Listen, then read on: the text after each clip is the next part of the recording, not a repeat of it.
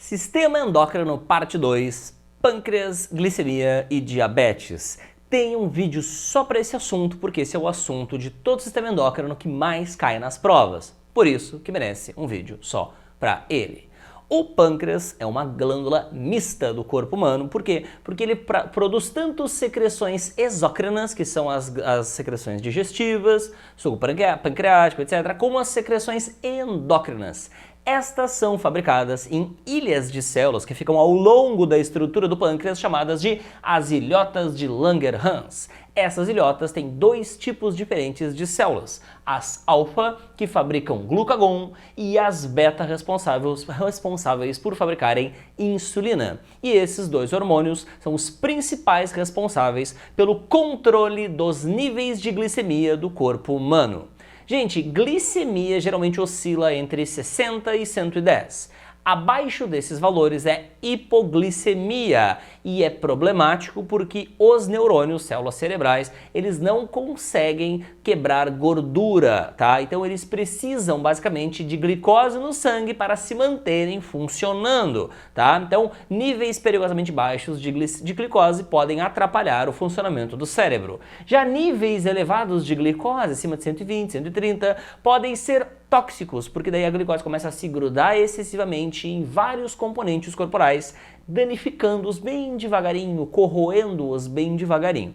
Então, por isso que tem que controlar a glicemia. A glicemia aumenta principalmente quando a gente come, porque daí os açúcares resultantes da digestão dos alimentos da refeição acabam indo para a corrente sanguínea, o que eleva a glicemia. Então aqui é café da manhã, almoço e janta. E esses dois hormônios têm efeitos antagônicos em controlar essa glicemia, que está sempre oscilando, né? Mas nunca sobe acima de um patamar inferior, nem abaixo de acima de um patamar superior, nem abaixo de um patamar inferior. A função da insulina é reduzir a glicemia. E quando é que isso é importante? Quando os níveis de glicemia estão perigosamente altos, que é quando após as refeições. A função do glucagon é não deixar a glicemia baixar demais. Logo, quando é que era importante? Quando a glicemia está baixa, durante o sono e algumas horas após as refeições. Como é que esses hormônios atuam? O glucagon para elevar a glicemia quando ela está muito baixa, a insulina para reduzir a glicemia quando ela está muito alta. Muito simples. Os efeitos do glucagon têm relação com jogar glicose no sangue, porque se você joga a glicose do sangue, você impede que a glicemia reduza ainda mais, tá? Ajudando a elevá-la. Qual é o efeito da insulina? É remover glicose do sangue, porque quando você remove glicose do sangue, óbvio, a glicemia ela vai baixar.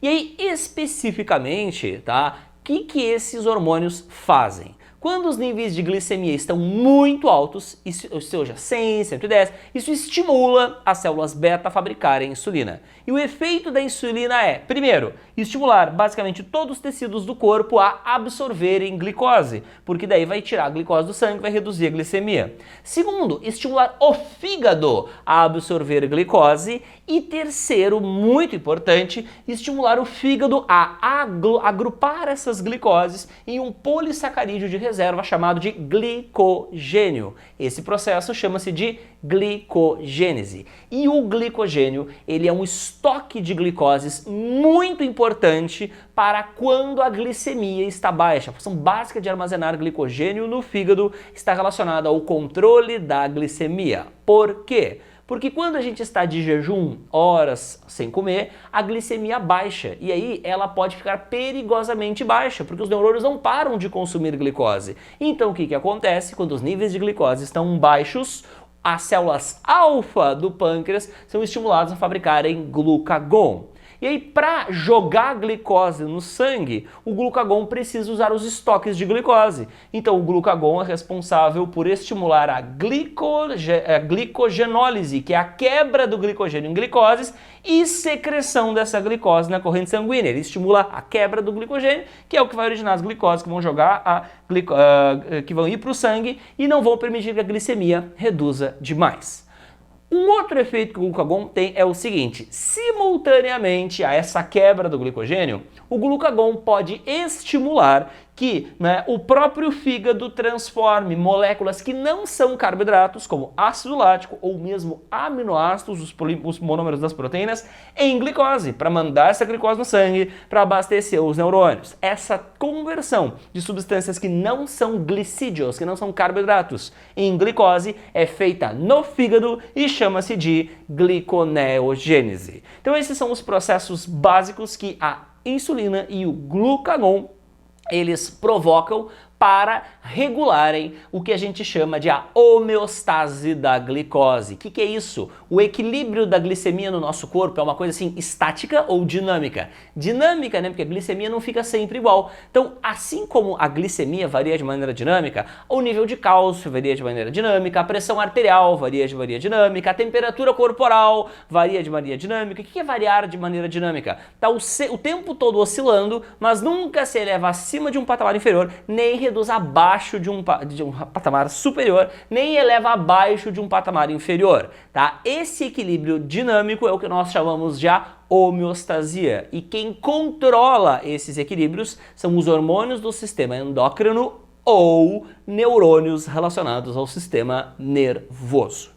E existe um distúrbio relacionado a pâncreas e glicemia que acomete muitas pessoas da população, que é o diabetes mellitus. Não confundir com o diabetes insípidos, que é o que tem a ver com o ADH. Diabetes mellitus é causado por hiperglicemia mesmo em jejum. O que é isso? Pô, tu vai lá, fica em jejum, fica 8 horas sem comer, 12 horas sem comer, o que tu espera? Se tu ficou tanto tempo sem comer, que a tua glicemia dê baixa, aí tu fica lá um tempão de jejum, faz o exame de sangue e a glicemia em vez de dar, sei lá, 80, 70, 90, ela dá 150, 180, 200.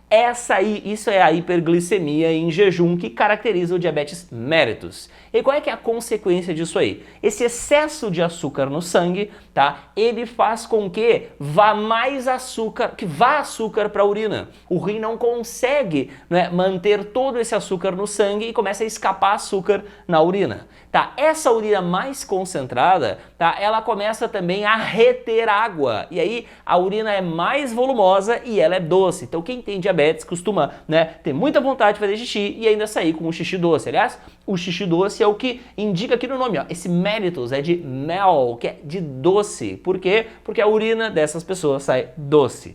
Essa diurese excessiva provoca sede e já a gente vai aprender também que o diabético ele também tem muita fome. Por que ele tem muita fome? Aí a gente tem que aprofundar um pouquinho mais, tá? Essa história aqui. Por que o diabético ele tem hiperglicemia? Então, o cara que é diabetes mellitus, ele pode ser de dois tipos, o tipo 1 e o tipo 2. Então, por favor, diabetes tipo 1 e tipo 2 são subtipos do diabetes mellitus, tá? Muito importante isso daí. Ambos têm a ver com insulina. Por quê? Porque a insulina não é o hormônio que remove glicoses do sangue? Pois é, se você está com excesso de glicoses no sangue, é porque você está com um problema de remoção dessa glicose do sangue. E quem sinaliza essa remoção é a insulina. Por isso que diabetes mellitus e insulina tem muito a ver.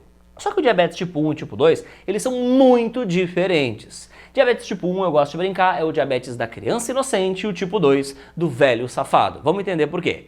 O diabetes tipo 1 é o da criança inocente porque geralmente ele se manifesta na infância ou na adolescência. Por quê? Porque ele é uma doença autoimune onde o sistema imunológico destrói as células beta, as células que produzem insulina. Tá? E quando isso, porque acidentalmente, é uma doença autoimune, e quando isso aí acontece, o cara simplesmente não tem mais insulina. E se ele não tem mais insulina, ele não fabrica mais o hormônio que estimula as células a absorverem a glicose. Então a glicose se acumula no sangue, portanto, hiperglicemia. Essa pessoa, uma vez diagnosticada, tem que consumir, tem que tomar, tem que injetar insulina todos os dias da sua vida até morrer, já que ela não fabrica, porque o sistema imune destruiu as células dela, de que fabricam insulina para ela. E nesse caso, a obesidade não é um fator de risco. O que acontece? Quando a pessoa fica com excesso de glicemia, né, as células, elas começam a passar fome, né, não conseguem absorver glicose, então elas começam a comer gordura. E essa ingestão de gordura por parte das células é o que emagrece as pessoas que têm diabetes tipo 1 e inclusive dá muita fome às pessoas que têm diabetes tipo 1. O diabetes tipo 2 não tem nada a ver com essa causa. No diabetes tipo 2, que tem na obesidade um fator de risco, o problema é que as células, né, elas passam a ficar menos sensíveis à insulina. A insulina, né, numa concentração normal, que ela é jogada no sangue, ela dá o recado: pessoal, vamos absorver a glicose do sangue para diminuir a glicemia. E as células,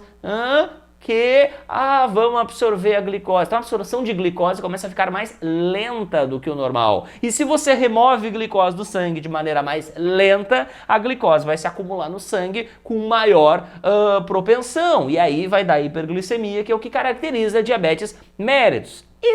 Essa menor sensibilidade das células à presença de insulina geralmente está associada a receptores de insulina que não funcionam bem, ou a um menor número de receptores de insulina, com menos antenas, você tem mais dificuldade de detecção, ou com outras substâncias se grudando aos receptores de insulina, como a gordura, impedindo que eles se conectem à insulina, o que dispara o efeito da insulina nas células, que é estimulá-las a absorver a glicose. Então, esse cara não é insulino dependente, tá? Ele não precisa tomar insulina, ele fabrica insulina. O problema é que as células dele não respondem à insulina adequadamente por causa dessa treta com os receptores. Isso geralmente desencadeado por maus hábitos alimentares, como eu já falei, obesidade, falta de exercício físico, consumo excessivo de sódio, tá? E geralmente se manifesta após os 30 anos. Por que eu brinco que é o do velho safado? Porque é aquele cara que não faz exercício físico, que diz que, né, joga futebol, só que ele joga futebol uma vez por semana, ele fica no gol, ele bota a cervejinha ali atrás da goleira, sabe? Então, né, na verdade ele não faz muito exercício físico, então ele tem uma propensão a ter isso aí. Tá bom, minha gente? Então esses dois subtipos de diabetes são subtipos de diabetes mellitus. Isso aqui tudo não tem nada a ver com o insípido, que é outra história. Os alunos confundem muito isso e eu não quero que vocês confundem. Estude pâncreas porque ele lhe remunera com questões.